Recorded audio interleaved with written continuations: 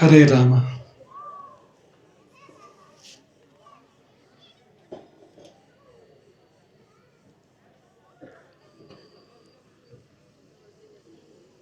ಗುರುರಾದಿರನಾದಿಶ್ಚ ಗುರುಃ ಪರಮದೈವತಂ ಗುರೋಃ ಪರತರಂ ನಾಸ್ತಿ ತಸ್ಮೈ ಶ್ರೀ ಗುರವೇ ನಮಃ.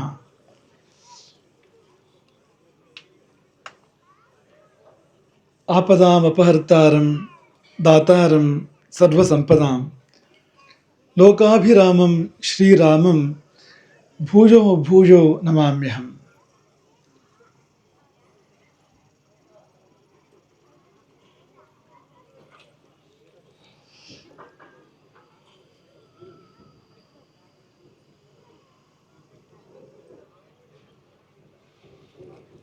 ತ್ರ್ಯಂಬಕ ಮಹಾದೇವ ತ್ರಾಹಿ ಮಾಂ ಕೃಪಯಾ ಶಿವ.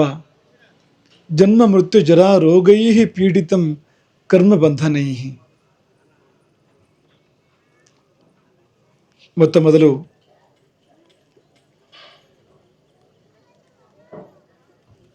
ಮೂರು ಕಣ್ಣಿನ 5 ಮುಖಗಳ ಅದ್ಭುತ ಮೂರ್ತಿಯನ್ನು ಯಾರು ಈ ಭೂಮಿ, ಆಕಾಶ, ನೀರು, ವಾಯು, ಅಗ್ನಿ ಎಲ್ಲವೂ ಆಗಿದ್ದಾನೆಯೋ ಅಂತಹ ಅಷ್ಟಮೂರ್ತಿಯನ್ನು ಆದಿಯಲ್ಲಿ ಸ್ಮರಿಸಿ ಅವನ ಪೂರ್ಣಾಶೀರ್ವಾದ ತುಂಬೆ ಊರಿಗೆ ತುಂಬ ಸಿಗಲಿ, ಮತ್ತು ತುಂಬೆ ಊರು ತುಂಬಿ ಆಶೀರ್ವಾದ ಹರಿಯಲಿ, ಸುತ್ತಮುತ್ತ ಎಲ್ಲೆಡೆಗೂ ಹರಿಯಲಿ ಎಂಬುದಾಗಿ ಮೊದಲಾಗಿ ಆಶೀರ್ವಾದ ಮಾಡ್ತಾ ಇದ್ದೇವೆ. ಕಾಯ ಚಿಕ್ಕದಾದ ಮಾತ್ರಕ್ಕೆ ಕಾರ್ಯ ಚಿಕ್ಕದಾಗಬೇಕು ಅಂತೇನಿಲ್ಲ. ನಾವು ವಾಮನ ಚರಿತ್ರೆಯನ್ನು ಅವಲೋಕನ ಮಾಡಿದರೆ ಕಾಯ ಚಿಕ್ಕದು, ಮೂರ್ತಿ ಚಿಕ್ಕದು, ಆದರೆ ಕಾರ್ಯ ಚಿಕ್ಕದಲ್ಲ. ಎಷ್ಟು ದೊಡ್ಡದು ಅಂದರೆ ಆತ 3 ಲೋಕಗಳನ್ನು ಅಳೆದು ಬಿಡ್ತಾನೆ. 2 ಹೆಜ್ಜೆಯಲ್ಲಿ ಭೂಮಿ ಆಕಾಶಗಳನ್ನು ಅಳೆಯುವಷ್ಟು ದೊಡ್ಡ ಕಾರ್ಯ. ಅದು ಮೂರ್ತಿ ತುಂಬ ಚಿಕ್ಕದು. ಹೆಸರೇ ವಾಮನ ಅಂತ ಕೇಳ್ತೇವೆ ನೋಡಿ. ಹಾಗೆಯೇ ಈಗ ಶಿವನ ಕುಮಾರಸ್ವಾಮಿ ಸ್ಕಂದ, ಅವನಿನ್ನೂ ಎಳೆಯ ಹುಡುಗನಾಗಿದ್ದಾಗಲೇ ದೈತ್ಯ ಸೈನ್ಯಗಳನ್ನೆಲ್ಲ ಜಯಿಸಿದಂತೆ. ಇಂಥ ಅನೇಕ ಉದಾಹರಣೆಗಳನ್ನ ಕೇಳ್ತೇವೆ ನಾವು. ಕಾರ್ಯ ಚಿಕ್ಕದಾದರೂ ಕೂಡ ಕಾರ್ಯ ಚಿಕ್ಕದಾಗಬೇಕು ಅಂತಿಲ್ಲ ಅಂತ ಈ ತುಂಬೆ ಊರಿನ ಬಗ್ಗೆ ಆ ಮಾತನ್ನು ಹೇಳಬೇಕು ಅಂತ ಅನಿಸ್ತದೆ ನನಗೆ. ಚಿಕ್ಕ ಊರು, ತುಂಬೆ ಊರು ಭಾಳ ದೊಡ್ಡ ಊರಲ್ಲ, ಭಾಳ ಶ್ರೀಮಂತರ ಸಾಲು ಇರ್ತಕ್ಕಂಥ ಊರೇನಲ್ಲ. ಆದರೆ ಊರು ಚಿಕ್ಕದಾದರೂ ಕೂಡ ನೀವು ಮಾಡಿದ ಕಾರ್ಯ ಚಿಕ್ಕದಲ್ಲ, ನೀವು ಮಾಡಿದ ಕಾರ್ಯ ಬಹಳ ದೊಡ್ಡದು ಎಂಬುದನ್ನು ಮನಸ್ಸು ತುಂಬಿ ನಾವು ಹೇಳ್ತಾ ಇದ್ದೇವೆ. ಇದು ಕೇವಲ ಇಲ್ಲಿಂದ ಮೇಲೆ ಹೇಳ್ತಾ ಇರುವಂಥದ್ದಲ್ಲ, ಹೃದಯದ ಆಳದಿಂದ ಹೇಳ್ತಾ ಇದ್ದೇವೆ. ತುಂಬ ದೊಡ್ಡ ಕಾರ್ಯವನ್ನು ನೀವು ಮಾಡಿದ್ದೀರಿ ಅಂತ. ಯಾವುದೇ ಒಂದು ದೇವಸ್ಥಾನ ಕಟ್ಟುವಂಥದ್ದು ಸಣ್ಣ ಕೆಲಸ ಅಲ್ಲ. ಒಂದು ಶಿವಾಲಯ ಕಟ್ಟುವಂಥದ್ದು ಯಾವ ಕಾರಣಕ್ಕೂ ಸಣ್ಣ ಕೆಲಸ ಅಲ್ಲ. ಶಿವಾಲಯವನ್ನು ಹೇಗೆ ಕಟ್ಟಬೇಕೋ ಹಾಗೆ ಕಟ್ಟುವಂಥದ್ದು, ಇದಕ್ಕೆ ಮಾತ್ರ ಭಾರಿ ಪುಣ್ಯವೇ ಬೇಕು. ನಾವು ಎಷ್ಟು ಕಡೆ ನೋಡ್ತೇವೆ, ತುಂಬ ಖರ್ಚು ಮಾಡಿರ್ತಾರೆ, ತುಂಬ ಖರ್ಚು ಮಾಡಿರ್ತಾರೆ. ಆದರೆ ಆ ದೇವಸ್ಥಾನ ದೇವರಿಗೆ ಬೇಕಾದಾಗಿರೋದಿಲ್ಲ. ಮನುಷ್ಯರಿಗೆ ಬೇಕಾದಾಗಿರ್ಬೋದು, ಆದರೆ ದೇವರಿಗೆ ಹೇಗೆ ಬೇಕೋ ಹಾಗಿರೋದಿಲ್ಲ. ದೇವರಿಗೆ ಬೇಕಾದಂತೆ ಇರಬೇಕು. ಯಾಕೆಂದರೆ ದೇವರ ಶರೀರ ಅದು. ಈಗ ನಮ್ಮೊಳಗೊಂದು ಜೀವ ಅಂತಿರ್ತದೆ, ಆಮೇಲೆ ಒಂದು ಶರೀರ ಅಂತಿರ್ತದೆ. ಅದು ಹೇಗೋ ಹಾಗೆ ದೇವರ ಮೂರ್ತಿ ಅಂದರೆ ದೇವರ ಜೀವ ಇದ್ದಂತೆ, ದೇವರ ಚೈತನ್ಯ ಇದ್ದಂತೆ. ಈ ದೇವಸ್ಥಾನ ಎನ್ನುವಂಥದ್ದು ಗುಡಿ ಇದ್ದಂತೆ. ಹೇಗಿರಬೇಕು ಹಾಗಿರಬೇಕು ಅಂತ. ಹಾಗಾಗಿ ಹಣ ಇದೆ ಅಂತ ನಾವು ಯಾವುದನ್ನು ತುಂಬ ದೊಡ್ಡದು ಮಾಡೋದು, ತುಂಬ ಸಣ್ಣದು ಮಾಡೋದಕ್ಕೆ ಅರ್ಥ ಇಲ್ಲ. ಎಷ್ಟಿರಬೇಕು ಅಷ್ಟಿದ್ರೆ ತಾನೇ ಶರೀರ ಅಂತ ಕರೆಯುವಂಥದ್ದು. ಈ ಮೂಗು ಬಹಳ ಉದ್ದ ಇದ್ರೆ ಏನಾಗ್ತದೆ ಹೇಳಿ? ನಮ್ಮ ಕೈ ಎಷ್ಟು ಉದ್ದ ಇದೆಯೋ ಅಷ್ಟೇ ಉದ್ದ ಮೂಗು ಅಂದರೆ ಅದು ಒಳ್ಳೆ ಗಣಪತಿ ಮಾತ್ರ ಚೆನ್ನಾಗಿ ಕಾಣ್ಬೋದು ಅಷ್ಟೇ ಹೊರತು ಬೇರೆ ಯಾರಿಗೂ ಅದು ಚೆನ್ನಾಗಿ ಕಾಣ್ಲಿಕ್ಕೆ ಸಾಧ್ಯ ಇಲ್ಲ ಅಂತ. ಹಾಗಾಗಿ ಎಲ್ಲಕ್ಕೂ ಈ ಹೊಟ್ಟೆ ಇರುವಷ್ಟೇ ದೊಡ್ಡದು ತಲೆ ಇರಬೇಕು ಅಂತಿಲ್ಲ ನೋಡಿ. ಕಾಲಿರ್ಬೇಕಾದ್ರೆ ಕಾಲಿರಬೇಕು, ಕೈ ಇರಬೇಕಾದ್ರೆ ಕೈ ಇರಬೇಕು. ನಾನು ಭಿನ್ನವಾಗಿ ಮಾಡ್ತೇನೆ ಅಂಥೇಳಿ ಕಾಲಿರುವಲ್ಲಿ ಕೈ ಇರುವಲ್ಲಿ ಕಾಲು ಮಾಡಿದರೆ ಅವನು ಯಾವ ಕೆಲಸವನ್ನು ಮಾಡೋಕ್ಕೆ ಸಾಧ್ಯ ಇಲ್ಲ ಮುಂದಕ್ಕೆ. ಹಾಗಾಗಿ ಹೇಗಿರಬೇಕು ಹಾಗಿರಬೇಕು, ಶಾಸ್ತ್ರ ಹೇಗೆ ಹೇಳಿದೆಯೋ ಹಾಗಿರಬೇಕು. ಈ 3 ಸಂಗತಿಗಳನ್ನು ನಾವು ದೇವಸ್ಥಾನದ ಬಗ್ಗೆ ನಾವು ಹೇಳಲಿಕ್ಕೆ ಇಷ್ಟಪಡ್ತೇವೆ. ಒಂದು, ತುಂಬ ಸುಂದರವಾಗಿರುವಂಥ ದೇವಸ್ಥಾನ, ತುಂಬ ಸುಂದರವಾಗಿರುವಂಥ ದೇವಸ್ಥಾನ. ನಾವು ನೋಡಿದ ದೇವಸ್ಥಾನಗಳಲ್ಲಿ ಲೆಕ್ಕ ಇಲ್ಲ, ನಾವು ಲೆಕ್ಕ ಇಟ್ಟಿಲ್ಲ. ಅಷ್ಟು ಸುಂದರವಾದ ದೇವಸ್ಥಾನ ಇದು ಅಂತ. ಅದು ಒಂದನೇದು. ಎರಡನೇದು, ಚಿಕ್ಕ ಚಿಕ್ಕ ವಿಷಯಗಳು ಕೂಡ ಗಮನ ಕೊಡಲಾಗಿದೆ. ಉದಾಹರಣೆಗೆ ಪ್ರವೇಶ ಮಾಡುವಲ್ಲಿ ನವರಂಗದಲ್ಲಿ ದ್ವಾದಶ ರಾಶಿಗಳನ್ನು ಕೆತ್ತನೆ ಮಾಡಲಾಗಿದೆ ಮೇಲಕ್ಕೆ. ಆ ದ್ವಾದಶ ರಾಶಿಗಳು ಹೇಗಿದ್ದಾವೆ ಅಂದರೆ ಶಾಸ್ತ್ರ ಹೇಗೆ ನಿರೂಪಣೆ ಮಾಡ್ತಿದ್ಯೋ ಹಾಗೇ ಇದೆ ಅದು ಅಂತ. ಆ ಒಂದು ಅಂದರೆ ಈಗ ನಾವು ನಿಂತ್ಕೊಂಡ್ರೆ ಒಬ್ಬ ದೈವಜ್ಞ ಅವನು ಎಲ್ಲೋ ಕೂತ್ಕೊಂಡಿರಲಿ ನಿಂತ್ಕೊಂಡಿರಲಿ, ಅವನ ಮುಂಭಾಗಕ್ಕೆ ಸ್ವಲ್ಪ ಎಡಕ್ಕೆ ಮೇಷ ಬಲಕ್ಕೆ ವೃಷಭ ಅಂತ, ಈ ಮೂಲೆಯಲ್ಲಿ ಮೀನ ಆ ಮೂಲೆಯಲ್ಲಿ ಮಿಥುನ ಹೀಗೆ ಬರಬೇಕು ಅದು ಅಂತ. ಈಚೆ ಮೂಲೆಯಲ್ಲಿ ಕನ್ಯಾ ಆಚೆ ಮೂಲೆಯಲ್ಲಿ ಧನು. ಬಲಕ್ಕೆ ಹೋದರೆ ಒಂಚೂರು ಈ ಕಡೆಗೆ ಕರ್ಕ ಆ ಕಡೆಗೆ ಸಿಂಹ ಬರಬೇಕು. ಹಾಗೆ ಎಡಕ್ಕೆ ಹೋದರೆ ಒಂಚೂರು ಈ ಕಡೆಗೆ ಕರ್ಕ ಆ ಕಡೆಗೆ ಸಿಂಹ ಬರಬೇಕು. ಹಾಗಿದ್ದರೆ ಅದು ಅಂದರೆ ಹಾಗಿರ್ತದೆ ಅಂತ. ಯಾವುದೇ ಒಬ್ಬ ದೈವಜ್ಞನ ಸುತ್ತಮುತ್ತ ತಾನಾಗಿ ರಾಶಿಚಕ್ರ ಇರ್ತದೆ ಅಂತ. ಹಾಗಾಗಿ ಯಾರೊಬ್ಬ ಬಂದು ನಿಂತು ಪ್ರಶ್ನೆ ಕೇಳಿದರೆ ಅವನು ಯಾವ ಮೂಲಲ್ಲಿ ನಿಂತ ಅನ್ನೋದ್ರ ಮೇಲೆ ರಾಶಿಯನ್ನು ತೀರ್ಮಾನ ಮಾಡಿ ಆ ರಾಶಿಯ ಮೇಲೆ ಫಲ ಹೇಳುವಂಥ ಒಂದು ಪದ್ಧತಿ ಇದೆ. ಅದೇ ಪ್ರಕಾರವಾಗಿ ಬ್ರಹ್ಮಾಂಡದ ರಾಶಿಚಕ್ರಕ್ಕೆ ಅಥವಾ ದೈವಜ್ಞನ ಸುತ್ತ ಇರ್ಬೋದಾಗಿರ್ತಕ್ಕಂಥ ರಾಶಿಚಕ್ರವನ್ನು ಪೂರ್ಣ ಹೋಲುವಂತೆ ಇಲ್ಲಿ ಆ ದ್ವಾದಶ ರಾಶಿಯನ್ನು ನಿರ್ಮಾಣ ಮಾಡಲಾಗಿದೆ ಅಂತ. ಅಂದರೆ ಆ ರೀತಿಯಲ್ಲಿ ಚಿಕ್ಕ ಚಿಕ್ಕ ವಿಷಯಗಳು ಕೂಡ ಗಮನ ಕೊಡಲಾಗಿದೆ ಅಂತ. ನೀರು ಹೇಗೆ ಹೋಗ್ತದೆ ಅಂತ, ಈಗ ಮಳೆ ಬಂದರೆ ನೀರು ಹೇಗೆ ಹೋಗಬೇಕು, ಆ ಕಡೆ ನೀರು ಆ ಕಡೆ ಹೋಗಬೇಕು, ಈ ಕಡೆ ನೀರು ಈ ಕಡೆ ಹೋಗಬೇಕು, ಅಲ್ಲಿವರೆಗೆ ಗಮನ ಕೊಡಲಾಗಿದೆ ಅಂತ. ಹಾಗೆ ನೆಲಹಾಸು, ಇಲ್ಲಿ ನೆಲಹಾಸು ಯಾವುದನ್ನು ಬಳಸಿದೆಯೋ ಅಪರೂಪ ಅದನ್ನು ಬಳಸುವಂಥದ್ದು ಅದು ಅಂತ. ದೇವಸ್ಥಾನಗಳನ್ನ ಬಳಸಿದ್ದನ್ನು ಇಲ್ಲೆಲ್ಲೂ ಸುತ್ತಮುತ್ತಲೂ ನಾವು ಕಂಡಿಲ್ಲ. ಅಪರೂಪದ ನೆಲಹಾಸು ಅದು. ಹೀಗೆ ಆ ಮರದ ಕೆಲಸ ಇರ್ಬೋದು, ಕಲ್ಲಿನ ಕೆಲಸ ಇರ್ಬೋದು, ನೆಲಹಾಸು ಇರ್ಬೋದು, ಇದೆಲ್ಲವೂ ಕೂಡ ತುಂಬ ತುಂಬ ಸುಂದರವಾಗಿ ಅತ್ಯಂತ ಮನೋಜ್ಞವಾಗಿ ಮಾಡಲ್ಪಟ್ಟಿದೆ.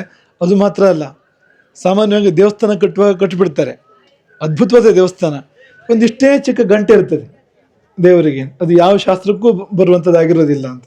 ಇಲ್ಲಿ ಹಾಗಲ್ಲ, ಈಗಾಗಲೇ ಘಂಟೆಯಿಂದ ಆರಂಭ ಮಾಡಿ, ಆರತಿಯಿಂದ ಆರಂಭ ಮಾಡಿ, ಕೂರ್ಮ ಪೀಠದಿಂದ ಅರ್ಚಕರು ಕೂತ್ಕೊಳ್ಬೇಕಾಗಿರ್ತಕ್ಕಂಥ ಪೀಠ ಅಂತ. ಎಷ್ಟೋ ಕಡೆಯಲ್ಲಿ ಪ್ಲಾಸ್ಟಿಕ್ಕಿನ ಆಸನ ಹಾಕ್ಕೊಂಡು ಪೂಜೆ ಮಾಡ್ತಾ ಇರ್ತಾರೆ ಅರ್ಚಕರು. ಆ ಪೂಜೆಗೆ ಫಲ ಎಲ್ಲಿದೆ ದೇವರಿಗೆ ಗೊತ್ತು, ಅದು ಪೂಜೆಗೆ ಯೋಗ್ಯವಾಗಿರ್ತಕ್ಕಂಥ ಆಸನ ಅಲ್ಲ ಅದು. ಆದರೆ ಇಲ್ಲಿ ಹಾಗಲ್ಲ, ಒಂದು ಕೂರ್ಮಪೀಠ, ಆ ಕೂರ್ಮಪೀಠವು ಕೂಡ ಆಯಬದ್ಧವಾಗಿರ್ತಕ್ಕಂಥದ್ದು. ಆಯದಲ್ಲಿ ಇರ್ತಕ್ಕಂಥ ಪೀಠವನ್ನು ಇಲ್ಲಿ ಈಗಾಗಲೇ ತಂದಿಡಲಾಗಿದೆ. ಹೀಗೆಲ್ಲೂ ನಾನು ನೋಡಲಿಲ್ಲ. ಸತ್ಯವಾಗಿ ಹೇಳಬೇಕು ಅಂದರೆ ಎಷ್ಟು ಕಡೆ ನಾವು ದೇವಸ್ಥಾನಗಳಿಗೆ ಹೋಗ್ತೇವೆ ಬರ್ತೇವೆ, ಎಷ್ಟು ಪ್ರತಿಷ್ಠಾಪನೆಗಳಲ್ಲಿ ಭಾಗವಹಿಸ್ತೇವೆ, ಇಷ್ಟು ಸೂಕ್ಷ್ಮಗಳನ್ನು ಗಮನಿಸಿ ಮೊದಲೇ ದೇವಸ್ಥಾನದ ಪ್ರತಿಷ್ಠಾಪನೆಗಿಂತ ಮುಂಚಿತವಾಗಿ ಇದೆಲ್ಲವನ್ನು ಸಿದ್ಧಪಡಿಸಿ ಇಡುವಂಥದ್ದು, ಅದಕ್ಕೊಂದು ಬೇರೆಯೇ ಮೇಧೆ ಬೇಕು ಅಂತ. ಅದಕ್ಕೆ ಬುದ್ಧಿ ಹಾಗೆ ಕೆಲಸ ಮಾಡಬೇಕಾಗ್ತದೆ, ಈಶ್ವರ ಬುದ್ಧಿ ಕೊಡಬೇಕಾಗ್ತದೆ. ಈಶ್ವರ ಬುದ್ಧಿ ಕೊಡದೆ ಅಂಥ ಸೂಕ್ಷ್ಮಗಳು ಹೊಳೆಯೋದಕ್ಕೆ ಸಾಧ್ಯ ಇಲ್ಲ ಎಂಬುದಾಗಿ ನಮ್ಮ ಭಾವನೆ. ಹಾಗಾಗಿ ಒಂದು ತುಂಬ ಸುಂದರವಾಗಿ ದೇವಸ್ಥಾನ ಆಗಿದೆ. ಇನ್ನೊಂದು ಸಣ್ಣ ಸಣ್ಣ ವಿಷಯಗಳನ್ನು ಕೂಡ ಗಮನಿಸಲಾಗಿದೆ, ಚಿಕ್ಕ ಚಿಕ್ಕ ವಿಷಯಗಳು ಕೂಡ. ಆಮೇಲೆ ಸರಿ ಮಾಡ್ಲಿಕ್ಕೆ ಬರುವಂಥದ್ದಲ್ಲ. ಈಗ ಎಷ್ಟೋ ಸರ್ತಿ ಗರ್ಭಗುಡಿಯಲ್ಲಿ ಅಭಿಷೇಕ ನೀರು ಹೊರಗಡೆ ಹೋಗ್ಲಿಕ್ಕೆ ಸರಿಯಾದಂಥ ವ್ಯವಸ್ಥೆ ಇರೋದಿಲ್ಲ, ಅದು ಯಾವಾಗಲೂ ಸಮಸ್ಯೆ. ನೀರನ್ನು ನೀವು ಹಿಂಡಿ ತೆಗಿಬೇಕು, ಇಂಥದ್ದೆಲ್ಲ ಸಮಸ್ಯೆಗಳನ್ನ ಕಾಣ್ತೇವೆ ನಾವು. ನೀವು ಚಿಕ್ಕ ಸಮಸ್ಯೆಯನ್ನು ಕೂಡ ನೋಡ್ಲಿಕ್ಕೆ ಸಾಧ್ಯ ಇಲ್ಲ. ಆ ರೀತಿಯಲ್ಲಿ ಇದನ್ನು ಮಾಡಲಾಗಿದೆ. ಮತ್ತು ಮೂರನೇದಾಗಿ ಅದು ಶಾಸ್ತ್ರೀಯವಾಗಿ ಮಾಡಲ್ಪಟ್ಟಿದೆ, ಶಾಸ್ತ್ರಸಮ್ಮತವಾಗಿ ಮಾಡಲ್ಪಟ್ಟಿದೆ. ಈ ಮೂರು ಕಾರಣಕ್ಕೆ ನಾವು ಈ ದೇವಸ್ಥಾನವನ್ನು ತುಂಬ ಅಭಿನಂದಿಸ್ತೇವೆ. ದೇವಸ್ಥಾನವನ್ನು, ಅದ್ರ ಹಿಂದೆ ಕೆಲಸ ಮಾಡಿರ್ತಕ್ಕಂಥ ಕಾರ್ಯಕರ್ತರನ್ನು, ಊರಿನವರನ್ನು, ಮತ್ತು ಊರಿನವರಿಗೆ ಸ್ಪಂದಿಸಿರ್ತಕ್ಕಂಥ ಪರವೂರಿನವ್ರನ್ನ. ಈ ಸಮಯದಲ್ಲಿ ಪರವೂರಿನವರು ಕೂಡ ಸ್ಪಂದಿಸಿದ್ದಾರೆ. ಇದಕ್ಕೆ ಎಲ್ಲರನ್ನೂ ಕೂಡ ಈ ಸಮಯದಲ್ಲಿ ನಾವು ವಿಶೇಷವಾಗಿ ಅಭಿನಂದಿಸಲಿಕ್ಕೆ, ಆಶೀರ್ವದಿಸಲಿಕ್ಕೆ ಅಪೇಕ್ಷೆ ಪಡ್ತೇವೆ. ಇಷ್ಟರ ಮೇಲೆ ಆಗಮ ಕೂಡಿ ಬರಬೇಕು, ಅದು ಅಷ್ಟೇ ಮುಖ್ಯವಾಗಿರುವಂಥದ್ದು. ನಿಮಗೆ ಒಂದು ಉದಾಹರಣೆ ಕೊಡೋದಾದರೆ, ತುಂಬ ಸುಂದರವಾದ ಒಂದು ವ್ಯಕ್ತಿತ್ವ ಅಂತ ಅಂದ್ಕೊಳ್ಳಿ ನೀವು.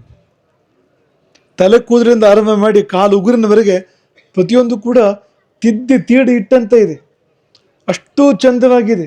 ಅಂಥ ಒಂದು ಅದ್ಭುತವಾಗಿರುವಂಥ ಶರೀರ, ಜೀವ ಒಂದಿಲ್ಲ ಅಂತ. ನೀವು ಅದನ್ನು ಮೆಚ್ಚಿಕೊಳ್ತೀರಾ? ನೀವು ಅದನ್ನು ಹತ್ರ ತಗೊಳ್ತೀರಾ? ನೀವು ಅದನ್ನು ಒಪ್ಪಿಕೊಳ್ಳೋದಕ್ಕೆ ಸಾಧ್ಯ ಇದೆಯಾ? ಸಾಧ್ಯ ಇಲ್ಲ ನೋಡಿ.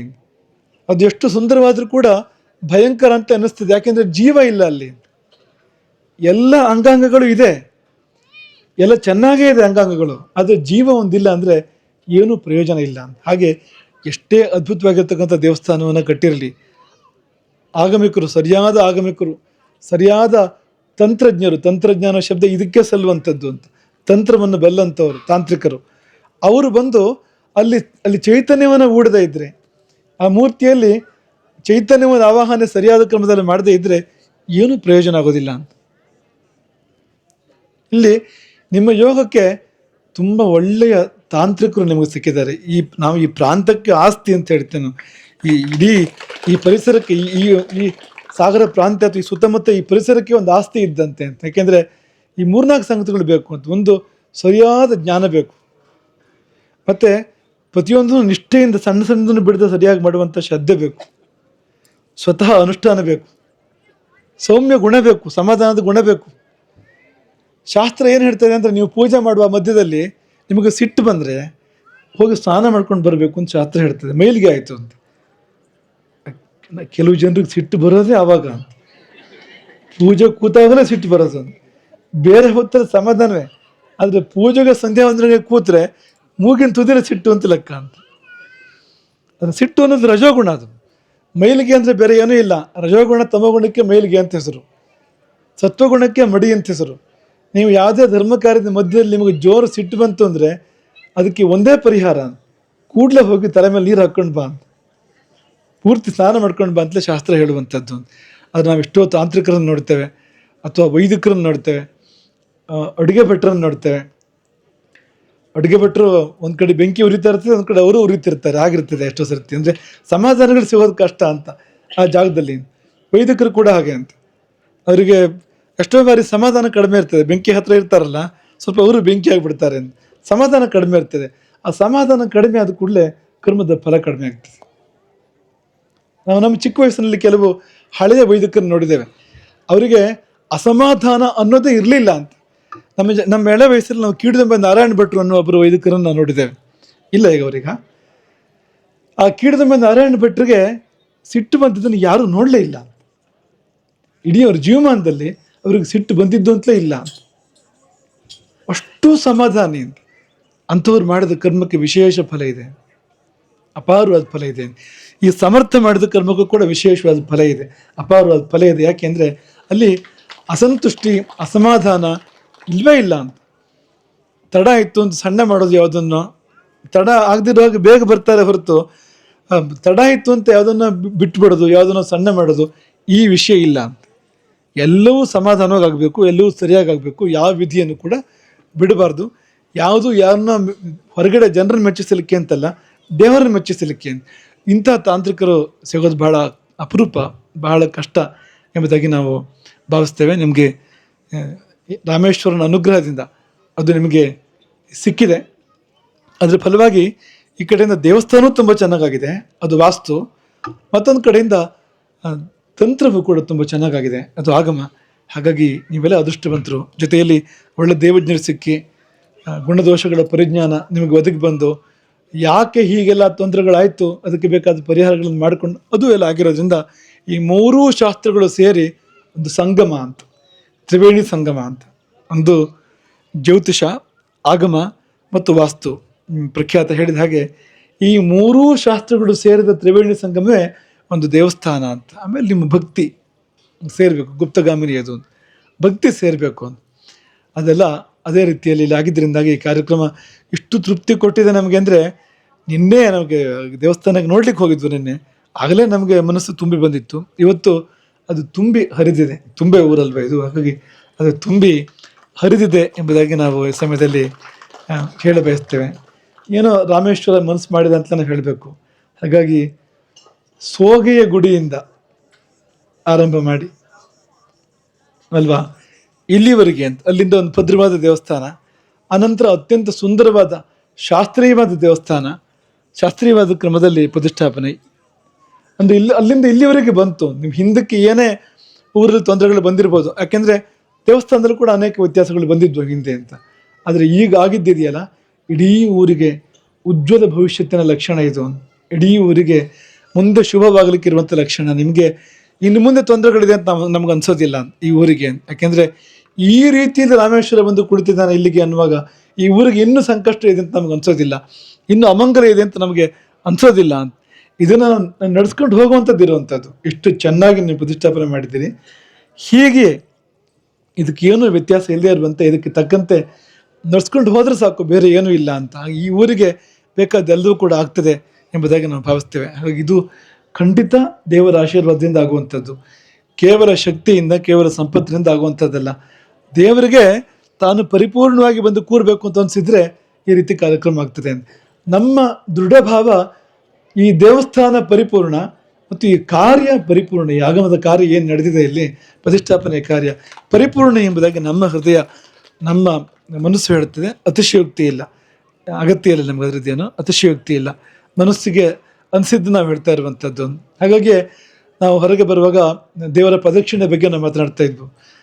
ಶಿವನ ದೇವಸ್ಥಾನ ಆದರೆ ಅದನ್ನು ಇಡಿಯಾಗಿ ಪ್ರದಕ್ಷಿಣೆ ಮಾಡುವಂತೆ ಇಲ್ಲ ಅಂತ ಲೆಕ್ಕ. ಶಿವಸ್ಯ ಅರ್ಧ ಪ್ರದಕ್ಷಿಣಂ, ಶಿವನಿಗೆ ಅರ್ಧ ಪ್ರದಕ್ಷಿಣೆ ಮಾಡಬೇಕು ಹೊರತು ಪೂರ್ತಿ ಪ್ರದಕ್ಷಿಣೆ ಮಾಡಬಾರ್ದು. ಅಮ್ಮನವರ ದೇವಸ್ಥಾನ ಇದ್ದರೆ ವಿಷಯ ಬೇರೆ, ಇಲ್ಲದೇ ಇದ್ದಾಗ ಆ ರುದ್ರಶಕ್ತಿಯ ಹರಿವು ತುಂಬ ಇರ್ತದೆ. ಈಶಾನ್ಯ ದಿಕ್ಕಿಗೆ ಆ ಈಶಾನ್ಯನ ಹರಿವು ತುಂಬ ಇರ್ತದೆ.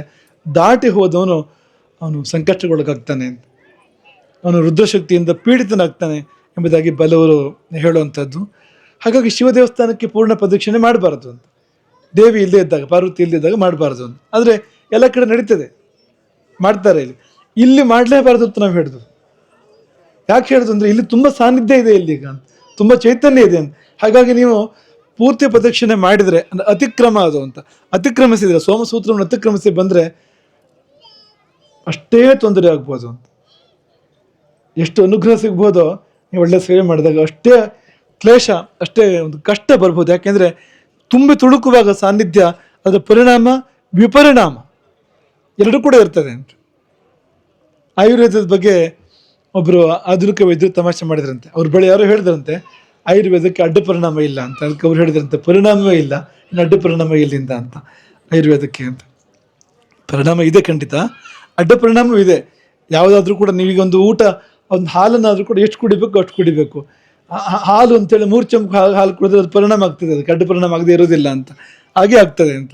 ಹಾಗೆ ಯಾವುದೇ ಒಂದು ಪರಿಣಾಮ ಬೀರುವಂಥದ್ದಕ್ಕೆ ಅಡ್ಡ ಪರಿಣಾಮ ಇಲ್ಲದೆ ಇಲ್ಲ ಅಂತ, ಇದ್ದೇ ಇದೆ ಅಂತ. ಹಾಗೆ ನೀವು ಒಂದು ಶಿವನ ದೇವಸ್ಥಾನ ಮಾಡಿದ್ದೀರಿ, ಅದ್ಭುತವಾದ ಸಾತ್ವಿಕ ಪರಿಣಾಮ ಆಗ್ತದೆ ಅಂದರೆ ವ್ಯತ್ಯಾಸ ಮಾಡಿದಾಗ ಅಡ್ಡ ಪರಿಣಾಮ ಯಾಕೆ ಆಗೋದಿಲ್ಲ? ಹಾಗೆ ಆಗ್ತದೆ ಅಂತ.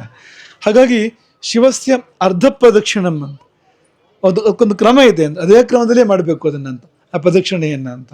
ವೃಷಂ ಚಂಡಂ ಸೋಮಸೂತ್ರಂ ಪುನರ್ವೃಷಂ ಚಂಡಂಚ ಸೋಮಸೂತ್ರಂಚ ಅಂತ ಶಿವಸ್ಯ ಅರ್ಧ ಪ್ರದಕ್ಷಿಣೆ ಮತ್ತೊಂದು ಉಕ್ತಿ ಇರುವಂತೆ ಆ ಪ್ರಕಾರದಲ್ಲಿ ಅದು ಹಿಂದೆ ಮುಂದೆ ಹೋಗುವಂತ ಬರ್ತದೆ. ಅದು ಮೊದಲು ನಂದಿಯ ಸಾನ್ನಿಧ್ಯ, ಅಲ್ಲಿಂದ ಬಲಕ್ಕೆ ಹೋಗಿ ಚಂಡೇಶ್ವರ, ಅಲ್ಲಿಂದ ಪುನಃ ನಂದಿ, ಪುನಃ ಚಂಡೇಶ್ವರ, ಅಲ್ಲಿಂದ ಪುನಃ ಸುತ್ತು ಬಂದು ಸೋಮಸೂತ್ರ, ಹಿಂದಿರುಗಿ ಬಂದು ಪುನಃ